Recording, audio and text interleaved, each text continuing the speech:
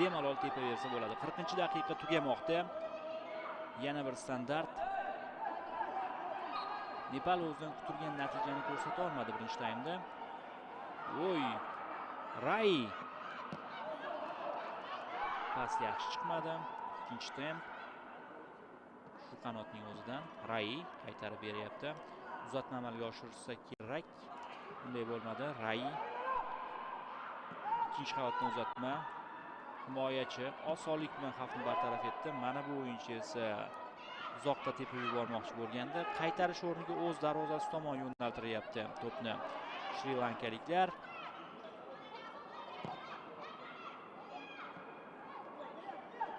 Kroos muvaffaqiyatsiz tugadi.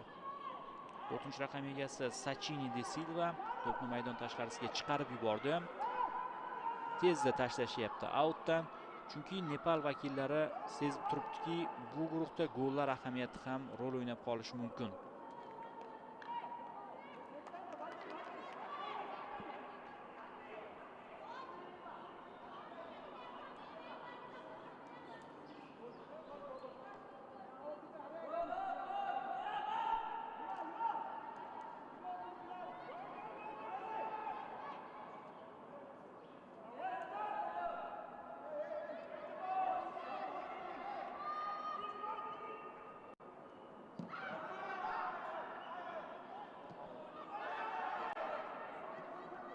Yaxshi pas.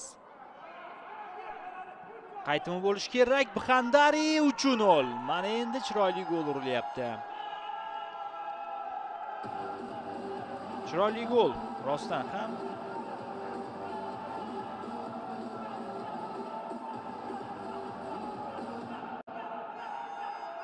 Texnikasi bilan yuqoridan tashlab qo'ydi hozir. Nepal sardori Savitra Bxandari. Goal for Nepal scored by player number 9. Uchrashuvda hisob o'zgardi. Gol muallifi Nepal terma jamoasining 9-raqamli futbolchisi Savitra Bxandari.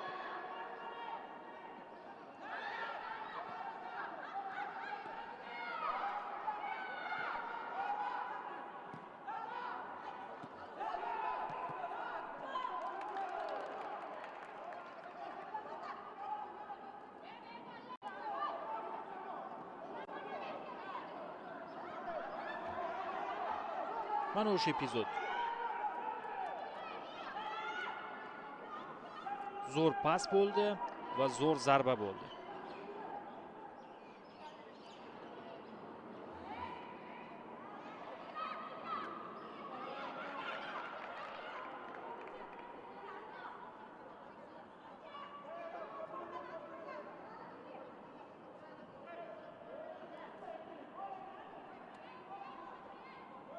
Birinchi bo'lim so'ngiga qarab boryapmiz. 44-daqiqa. Taxminan 2-3 daqiqa qo'shib berilishi ham mumkin. To'xtalish bo'ldi. Suv ichib olish uchun tanaffus yuzaga keldi. Undan tashqari darvozabonga yordam ko'rsatildi.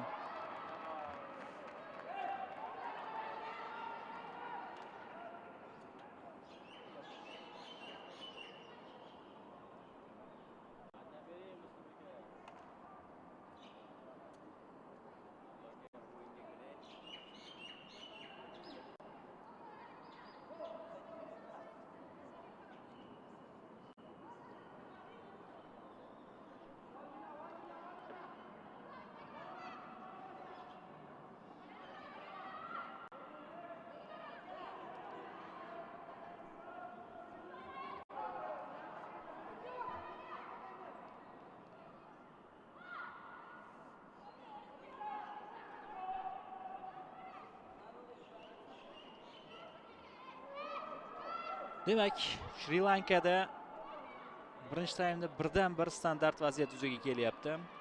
Masofa olis, zarba bera oladigan futbolchi borligiga ishonmayapman ochig'i. Zarba berish mumkin, lekin to'p dumalab borishi ham mumkin darvozaga. Ammo tayyorgarlik ancha yaxshi. Sivanis Varanda, shuningdek bu yerda Imasha Stefni Dias ham bor. Aynan Dias zarba berishga qaror qildi. Yomon emas. Noaniq. Biz o'ylaganchalik kuchsiz ham emas zarba. 4 daqiqa vaqt qo'shib berilyapti. 4 minutes. Birinchi bo'limga O'ng qanotdan hujum. qo'shib Nishat Xokar markazga Raibu. Bitta chap qanotga ko'chirildi, yaxshi o'yladi. Gitarana uzatma, 4-gol. 4-0. Gitarana chiroyli pas amalga oshirdi va Sabitra Bxandari hat-trik muallifiga aylanmoqda.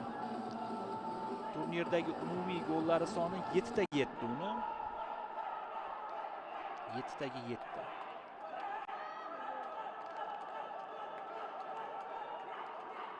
Goal for Nepal scored by player number 9 Sabitra Nepallik muxlislar Uchrashuvda kelishgan qo'llab-quvvatlash uchun jamoani. Nepal terma jamoasining 9-raqamli futbolchisi Sabitra Bxandari. To'pchi kurash olib qo'yishdi. Qiyinchilik bilan bo'lsa-da va Nepal katta kuch bilan oldinga o'tyapti.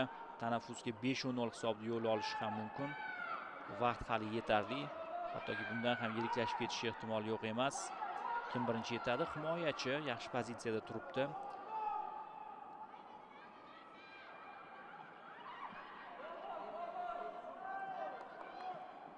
Bxandari to'pni yo'qotdi.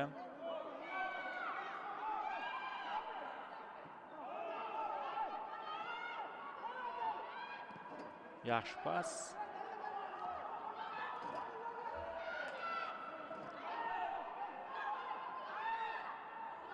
Tushunmovchilik. Yana qizillarga o'tyapti to'p.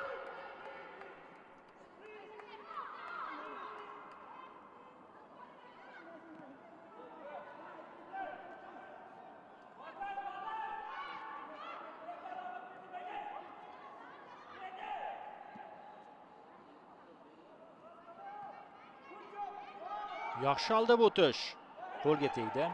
Lekin qisqa masofa bo'lganligi va hisobdan kelib chiqib hakam bu yerda u haqda o'ylamasa kerak.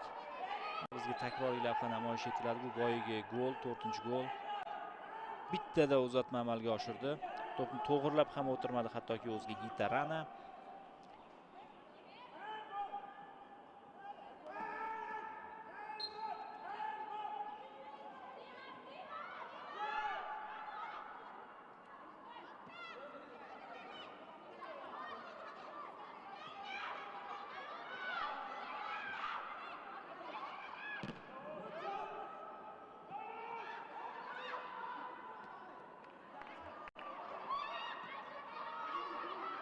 Juda ko'pchilik bo'lib himoyaga e'tibor beryapti. Himoyaviy o'ynamoqchi Shri Lanka, ammo bilinib turibdiki, shunchaki ortga qaytgan bilan aynan ko'nikma hosil bo'lmagan hali. Chuqur himoyada o'ynash bo'yicha. Hali juda ko'p narsani o'zgartirish kerak bo'ladi. Shri Lanka terma jamoasi ustozi va katta ehtimol bilan ular chiqa olmaydi hal qiluvchi bosqichga. Lekin hali o'sish kerak. Keyingi turnirlar bor. Darvoqe 2029-yilgi Osiyo chempionatiga O'zbekiston mezbonlik qiladi.